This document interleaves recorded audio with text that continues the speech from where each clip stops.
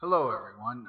Today I want to talk about animation efficiency. Okay, I'm going to show you a little bit about the timeline in Daz Studio, but we're going to talk about animation efficiency.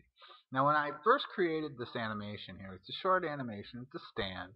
We'll take a quick look at it.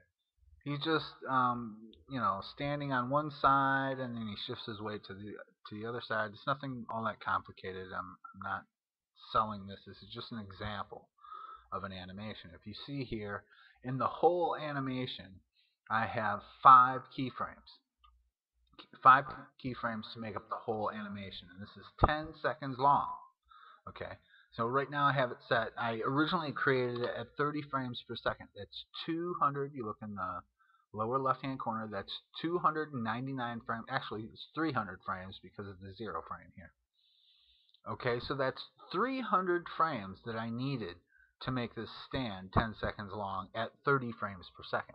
This stand does not require 30 frames per second to see all of the animation correctly. Okay, all of these key frames and blending them in between. Even if this was a motion capture stand of the exact same thing, I would not need 30 frames per second to view it efficiently or correctly. There is just not enough movement going on to require me to use 30 frames per second. And the average person's eye can only see 24 frames per second. So there's no reason to make this 30 frames per second. There are some animations that do require you to use 30 frames per second, and that would be something like a dance.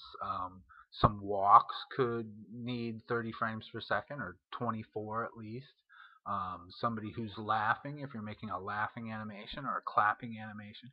And that's because these things happen so fast. If you use less frames per second, people aren't going to see all of the animation in real time. So, okay, the point is, if you don't need 30 frames per second, don't use it. And I'm going to show you a good reason why. Okay, when I first created this animation, I saved it in two different frames per second. One at 30, like I have now, and then the first one I made at 8 frames per second, actually, and the second one I made at 30.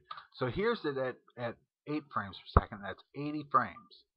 Okay, so let's go look at. Oh, sorry, I had it here and I changed things. Okay, real quick.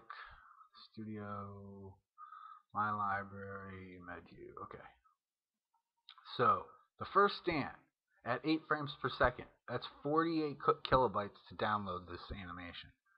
Okay, the second one, which is at 30 frames per second, that's 172. That's 4 times what the first one was. Okay, now if you're in Second Life and you upload and all of your animations are 30 frames per second, every stand, which this one's only 10 seconds. Okay, what if you had a stand that's 20 seconds or 30 seconds? Okay, this number would be double, triple, quadruple this 172. So you're looking at a lag time for the download. So there's like a delay between when an animation plays and when the next one plays. If it's new, I mean, if you've already seen the animation, then it'll play automatically right away if it's still in your cache. But you want to make your animations as efficiently as possible so that they load as quickly as possible. If you don't need 30 frames per second, then don't use 30 frames per second. Have a good one.